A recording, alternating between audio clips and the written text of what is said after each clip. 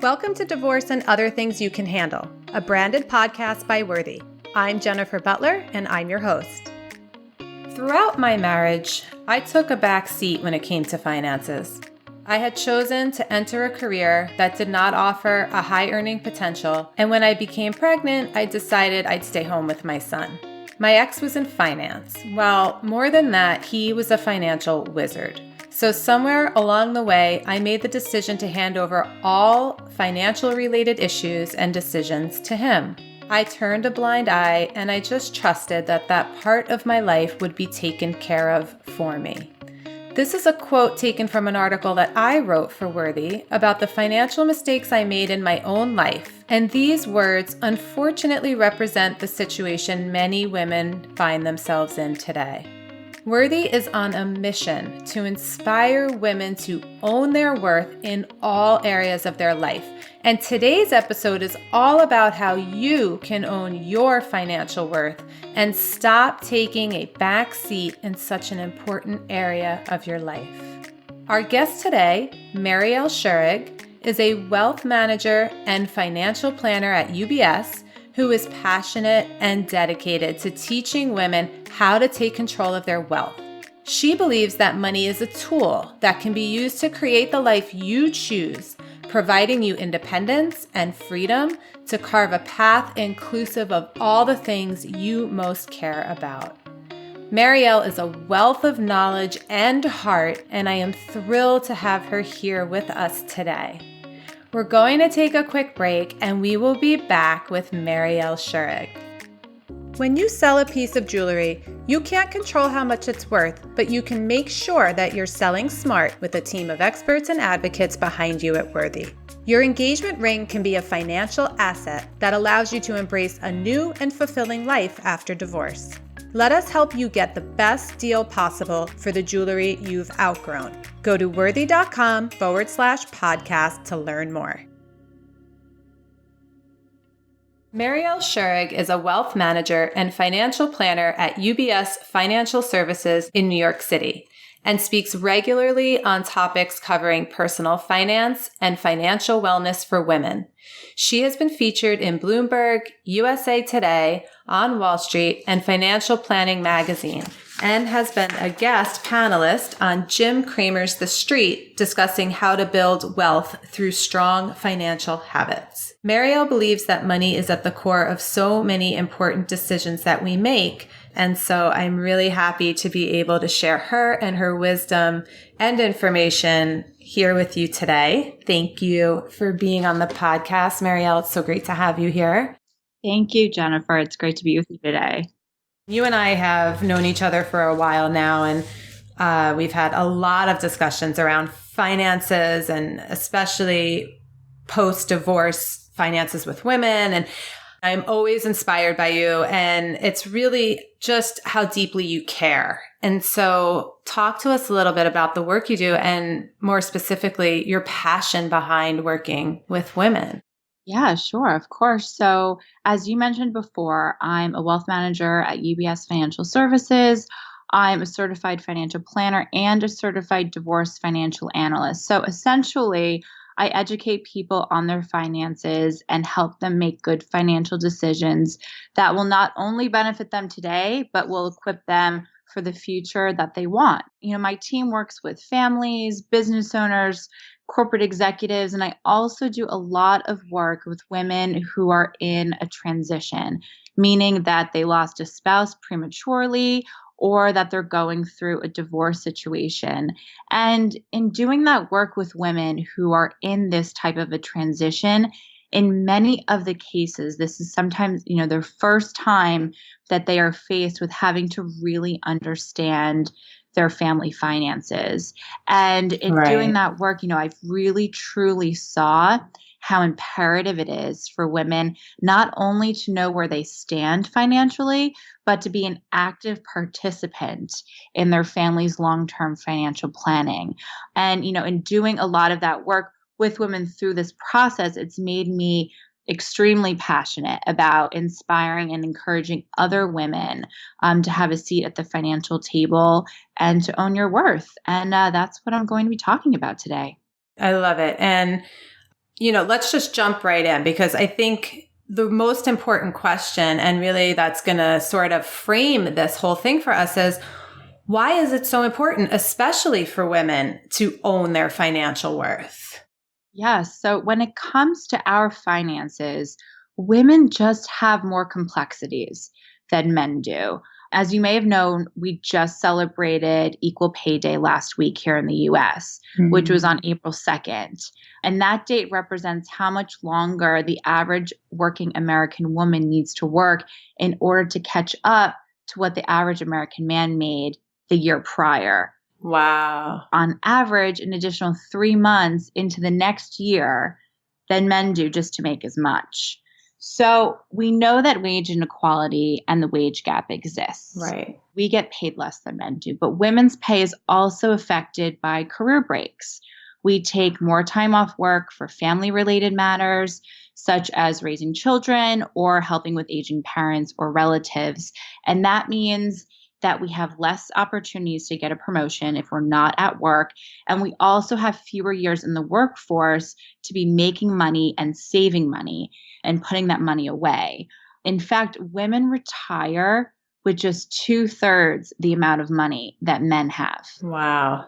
And we live 5 years longer than men do. So because we live longer than men, we need our money to stretch over a longer period of time, yet we have less of it when we retire. So we also, as women, tend to keep more of our money in cash, and we invest less than men do, meaning that the money that we do have isn't working for us as effectively as it could be, even though we need more of it, and even though women are proven to be better investors than men are. Another thing is, especially when we're talking about divorce or widowhood, many women in long-term relationships or marriages also have the tendency to leave the long-term financial planning to their partner. So a lot of women, we tend to do the day-to-day bill paying, we make the purchasing decisions for the household, but when it comes to long-term financial planning, we leave that to our spouse. Yet 8 out of 10 women will be solely responsible for their financial well-being at some point later on in their life due to divorce or a loss of a spouse, or just choosing to be independent their entire lives. Right. So for 80% of us, it's an inevitable reality that we will be solely in charge of our financial livelihood at some point later on. And, at our firm at UBS, we saw this number and we decided to go out and interview a number of widows and divorcees. We interviewed 1,700 women who were widows and divorcees, and 98% of those women said that they urge other women to become more involved in their finances early on. So, we just can't take a back seat. And this stuff is easy to learn. Anybody can do it. You just need to want to do it. And all you really need is the will to want to learn. Yeah. And I mean, I can absolutely relate to this. This is exactly what I did in my marriage. I had a husband who was a financial genius. And so I just said, this is great. My whole financial part of my life is taken care of for me. I don't have to worry about this. He'll take care of it. And I can sort of close my eyes. And I ended up getting divorced and needing to take control of my own finances. And I had no idea what I was doing. And I made so many mistakes. I trusted the wrong people. I wasn't educated. I got scared and made emotional decisions. And so I just wasn't prepared at all.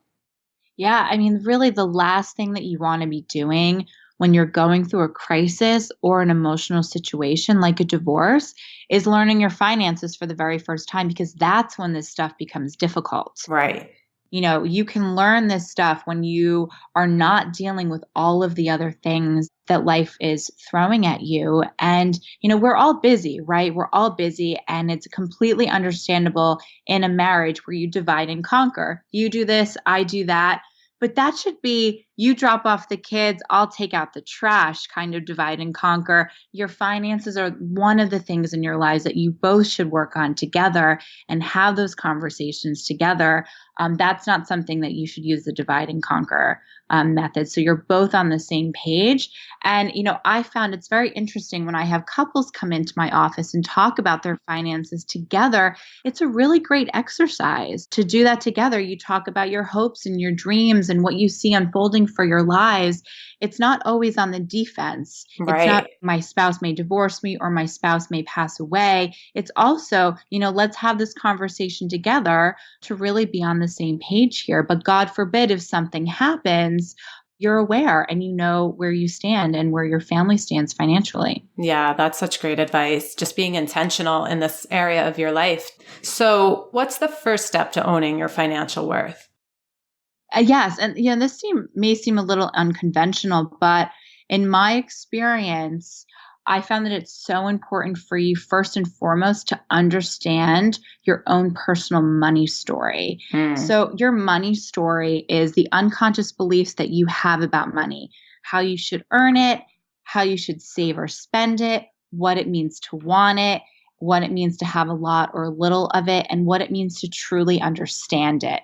And people have different relationships when it comes to money. And the way that you think and you feel about money always influences the practical action steps that you take with your finances.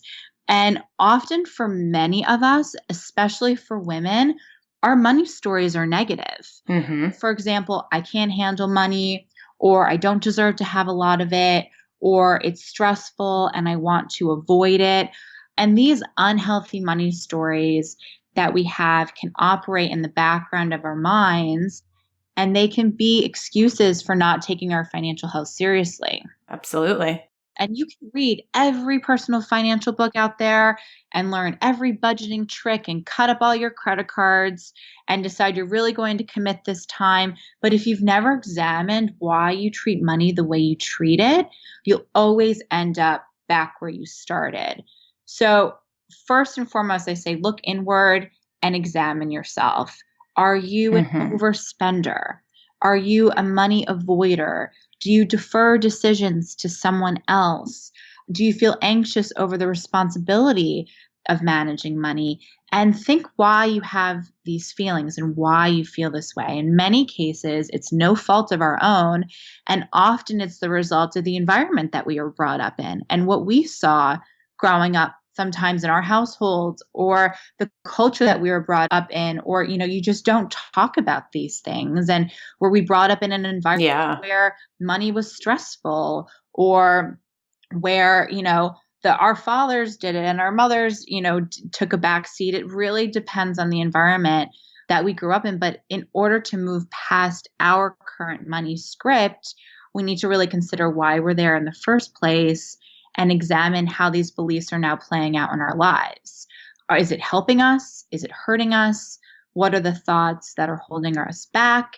And what's really getting in the way of us owning our financial worth? So, just like an emotional or physical wound that needs to be healed, financial wounds and negative patterns require a degree of healing as well. Yeah, and I can attest to this too. I mean, I struggled, like I said, because I really had taken a back seat. And when I really sat down to look at what I believed about money itself, about my ability, about my worth and my deserving of it, the sort of messages I got from when I was a child, when I really sat and looked at that and did work around it, I was shocked at the voice and the narrative going on in the background of my head. So it shifted everything for me.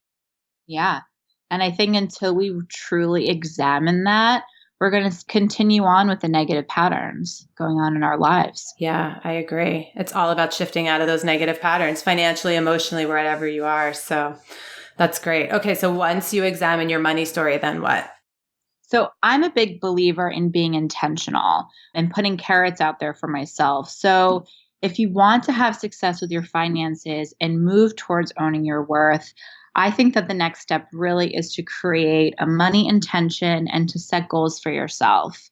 So think about a money intention that you want to bring into your life and think about what types of money patterns that you want to shift and why you think it's important for you to do so. So, a really great exercise is for you to think about what you want for your future.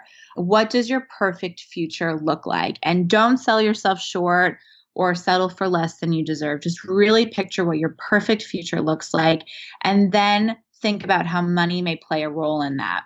And then make a list of why having control over your finances could be good for you and also good for the people that you love. At the end of the day, if we take good care of ourselves, we are better equipped to take care of the people that we love. And also because, people who feel like they are in control over their money, instead of feeling like their money has control over them, live much happier lives. It's a much more stress-free life, and they have less constraints on their choices. So I say, once you set a money intention and money goals, that could really provide incredible motivation. At the end of the day, it's really, you need to be motivated to do these things. And setting those goals will create great motivation and direction for you to do the things that you need to do in your everyday life to take control over your finances. And it will encourage you to take better steps that are in line with your goals. And then you don't give yourself permission to do the things that you know is going to screw you up. So I always say, write down your goals, have them written on paper, and stay dedicated to them is another step. And also being clear on what you have. Taking a look, it's so important. You don't need to know all of the terminology that goes on with finances, but at least knowing what you have in the bank, what's coming into the house, what's going out is just a really good place to start, just to know where you stand so you know what next steps you need to take in order to get to where you want to be in your life. So what are some examples of goals? Like, is it having a certain number in your head of what you want to make or how much you want saved? What does that look like? Really anything. If you examine your money personality and you realize that you're an overspender, a goal for you could be, sticking to, and we'll talk about this later on, also a budget, sticking to a plan about how much you're going to be spending, and then how much you want to save. For a lot of people, if you're working or if you have your own business, if you have your own business, you have more control over, a little bit about how much you make. You can make income goals for yourself. If you're working and you have a salary, you can have savings goals for yourself, also salary goals, and getting the confidence to go in there and ask for the raise that you deserve. And also have, savings goals is really what, at the end of the day, what this is about. But it could also just be simple goals like, I want to understand my finances better. I'm going to read, a financial blog once a week, or I'm going to, educate myself more. I'm going to start paying more attention to my retirement money, and making sure that those investments are doing what they're supposed to be doing. It could be really simple, or it could be really definite down to the number.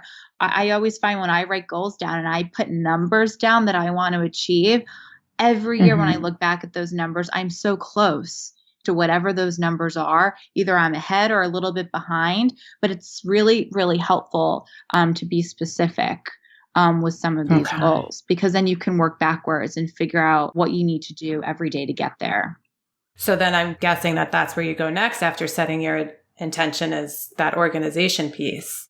Yes, get organized, write down your goals, and just know what you have. Yeah. Know where everything is and know what you have, and also stay organized, because if, have everything in one place, because if something happens to you, for a lot of people, I always say, create a folder with your insurance information, your wills, all of your statements in one place, numbers to call, who to reach out to, because if something happens to you, or if something happens to your spouse, or just so you know who to reach out to and where everything is and what you have. Yeah. My father passed 4 years ago, and he did that for us. And it made a really difficult time a lot easier for us because we could focus on grieving instead of focusing on finding everything and figuring it out. So it really is a gift you can give to the people that you leave here. Yeah, and that's what you want. You want the people who love you to focus on grieving and focus on family rather than having to figure out, a mess that you may have left behind. When you're going through an emotional time, that's when these things get very difficult. And then you make emotional decisions rather than decisions based off of facts and figures and knowledge. Yeah, very powerful. Okay, so we're going to take a quick break here. And when we come back, I want to jump into talking about creating a budget, how we do that and why we need to. So we will be right back with Marielle Schurig. When I decided to sell my jewelry after my divorce, the most important thing to me was finding a company that I could trust and one that would also advocate for me. I found this and so much more at Worthy. Their expert staff immediately put me at ease and helped me to get the best price possible for my jewelry. Your engagement ring can be a symbol of your freedom, your journey, and the choices you have made to live your life on your terms and create the future you desire. Let us help you get the best deal possible for the jewelry you've outgrown. Go to worthy.com/podcast to learn more. We're back with Marielle Schurig talking about how you can own your financial worth. And we have been talking about goal setting and intention setting and organization and really just taking those steps to own your worth. And now we're going to jump into talking about the best ways to create a budget and why we need to do so. Because I think this is sometimes can feel like a mountain for some people to climb.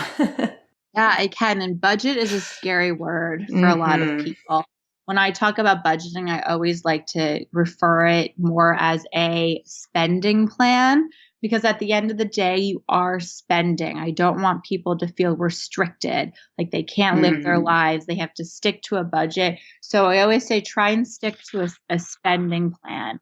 Because if there is a single fundamental rule in personal finance, it's this: you have to spend less than the money that's coming in.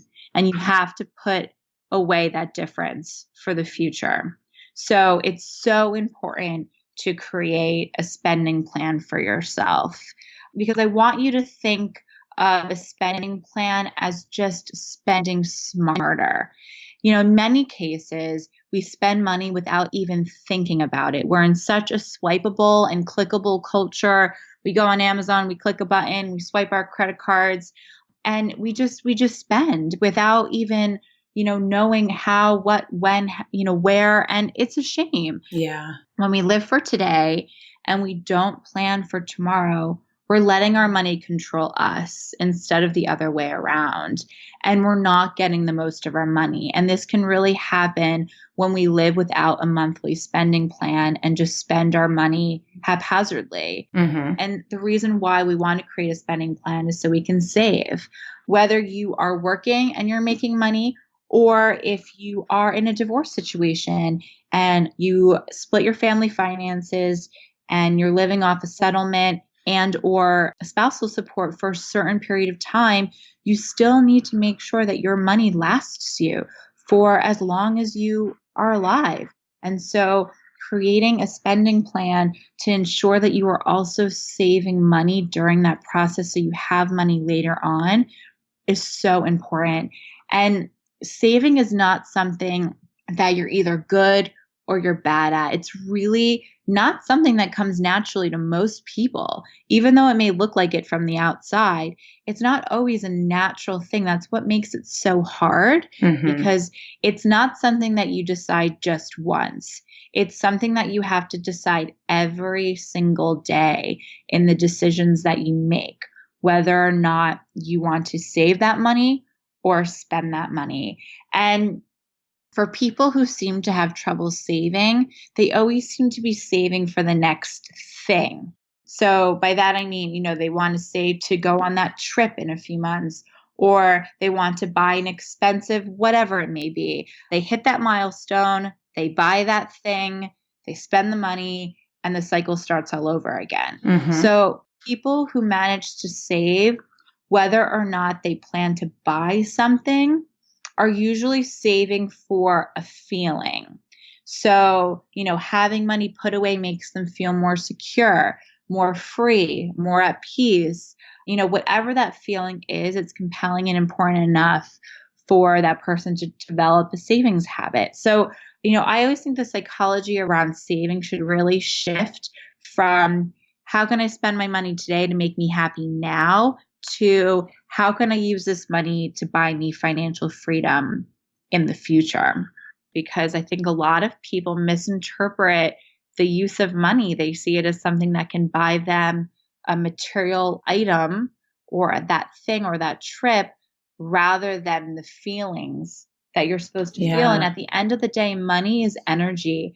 And if money is a source of anxiety or stress for you, something's off. Money should be feeling secure, more peaceful, more in control, more independent. Those are the feelings that money is supposed to bring into your life. So it's really important to then save for that feeling rather than that thing, because that's when stress starts to creep in. If you think about it anyway, that thing that you want is because it's going to bring you a feeling, right? Like you want the vacation so you can feel relaxed, or you want the new bag so you can, feel like you've succeeded or whatever, So at the end of the day, it's a feeling anyway. Absolutely. So, okay. So how do we create the budget? So like I said, a budget and a spending plan can be a really useful tool of keeping your spending on track. And the most valuable part of creating a spending plan is the process of creating it, right? And building it correctly. So, you build a spending plan based on looking at your actual spending over the past few months. So what's coming in, what's going out, how much do you actually spend a month on food, on entertainment, on clothing, on your car, on, transportation. Get real numbers, not just estimates. Dig through your bank statements, set some time aside at night, pour yourself a glass of wine and go through your bank statements and your credit card statements and just figure it out. And this process will also easily show you the areas where you're actually overspending and where you can cut excess fat. I always say that you really know what you value when you take a look at what you spend your money on. If you're spending money on things that don't make you feel good, or you're spending it just out of convenience, that you rather take that Uber than walk, or if you're spending a lot on clothes, you really can see where you're spending and where you can cut that to create savings. And a really good strategy that we talk about in the finance world is the 50-20-30 rule. And that's a really great place for you to start. So you spend 50% of your money on essentials. So how much you spend on your quote unquote needs each month, like groceries, your housing, your utilities, that should not go over 50% of your after-tax pay, or what's coming into the household. Mm-hmm. Of course, you need to know the difference between your needs and your wants. A lot of people put their wants in this category, but basically any payment that you can't forego without minor inconveniences should be in this category. Right. And stuff that, any payment that would severely impact the quality of your life if you missed it should go into this category, such as, your electricity, your mortgage, your rent. Right. 30% of the money that you spend should go to your wants, your lifestyle. So that will include eating out, shopping, your workout classes, your cosmetics, those things that create your wants in your life. That should be 30%. And then a lot of people get nervous about this, but then 20% of your money should go to savings. That's a really great goal.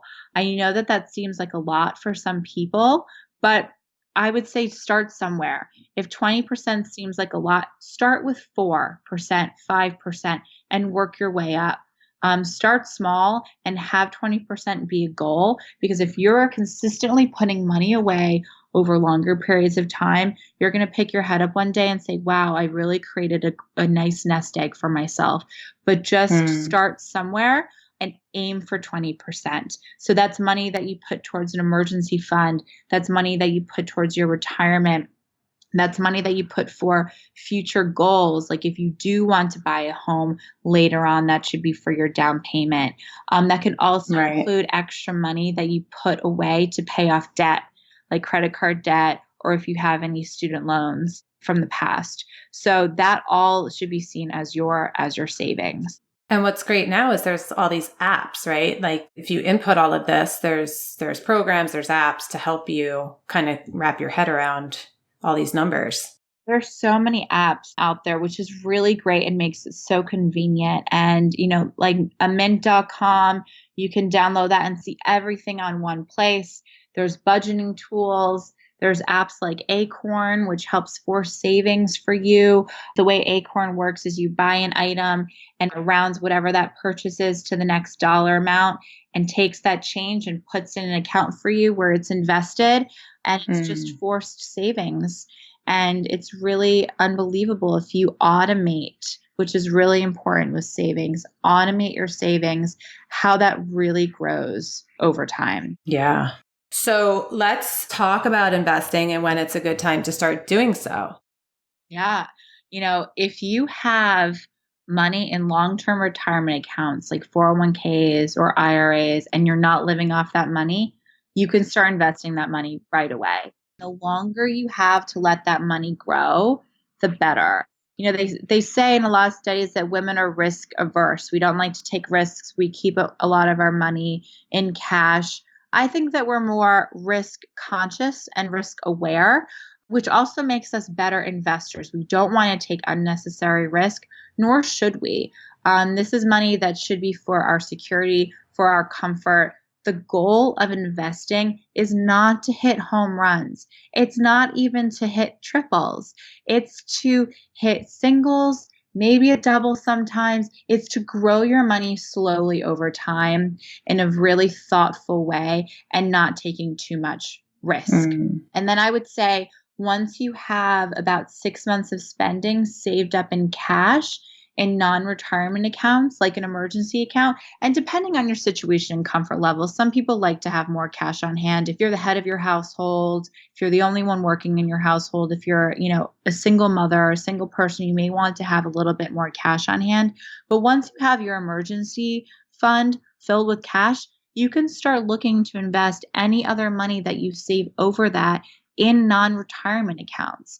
Again, any money that you're setting aside for your future and not planning on spending in the next few years should be invested. And, the benefit of the stock market, if we look at how the stock market has done since 1928, over time, the stock market averages about 9.5% per year. And that's real growth. And over time, that growth just compounds on top of itself. So I always say, save as early as you can, as young as you can. But if you're not young, just start because time is on your side. I always like to give this example of, a 25-year-old. Let's say a 25-year-old saves just $5 a day. And if we're looking through our spending plan, we can always find $5 a day. Right? Anyone can find $5 a day. I can forego buying, my really expensive matcha, Right. So a 25-year-old, she puts away $5 a day in an account and never takes from it until she's 65 years old. So that's 40 years where she's just putting away $5 a day. And then she invests that money. And let's say she's not putting it all in stock. She's putting in some stocks and bonds. Let's say she makes 7% a year on that money on average. That $5 a day of mindless, that's not even really affecting her life all that much. At 65, turns into around $375,000. Wow. That's the power of investing over long periods of time. But if she didn't invest that money and put $5 a day and just left it in cash, that $5 a day would only be $72,000 by the time she reaches 65 if she's not making 7% on that money. Right. So that $375,000 to $72,000, like that difference can really change someone's lifestyle later on. And it doesn't have to be putting away that much, but putting away a little bit over time and then investing it is a really great way to go. And I would suggest that you either, if you haven't started investing yet, I would consult with a financial advisor on the best way to invest. But many advisors do have minimums. And so, I like to be conscious of that not everyone can sit down with a good financial advisor if they don't meet their minimums.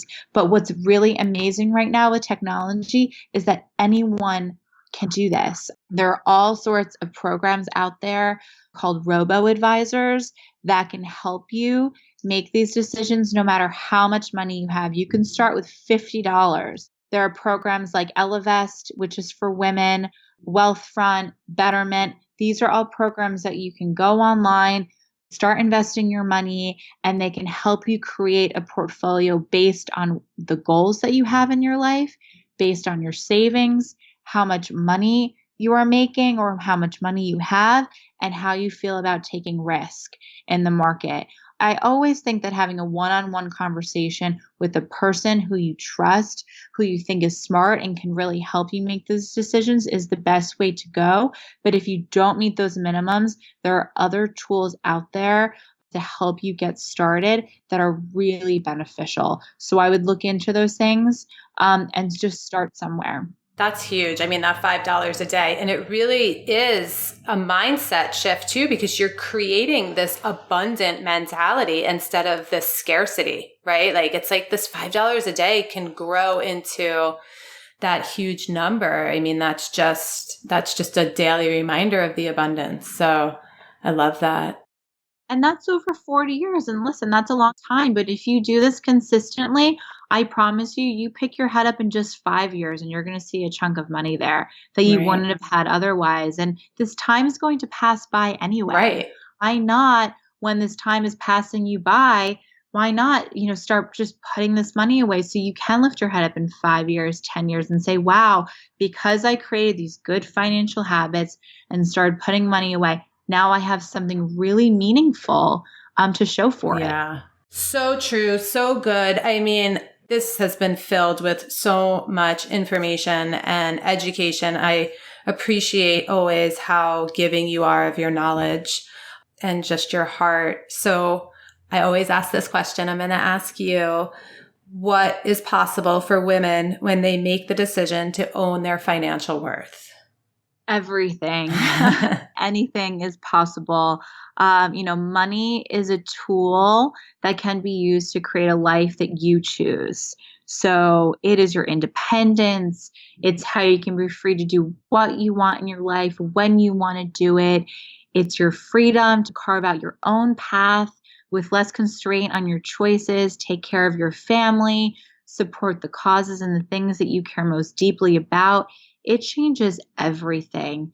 You are going to feel more in control, more confident, less anxious, happier, and healthier once you start owning your financial worth. And it's going to feel really amazing. And you just need to start. And it's really going to change so much for you. Love that. Okay, everybody, $5. Go find $5 and start putting it away now. And create this possibility that Marielle is speaking of. So thank you for being with us. How can our listeners find you and follow up with you? Sure. So if you have any questions, I am more than happy to answer anything. If you Google my name, you can find me. My name is Marielle Schurig. I know that it's probably written down on this podcast. I'm at UBS. So it's my name dot my last name at ubs.com. And you can also find me on LinkedIn, connect with me, message me. I'm here to answer any questions that you have. Make sure you subscribe so you can catch every new episode of Divorce and Other Things You Can Handle in your weekly feed. If you like what you hear, rate and review us to help other women like you find us. This podcast is for you, so email us at podcast@worthy.com with any questions or ideas that you may have. We look forward to hearing from you.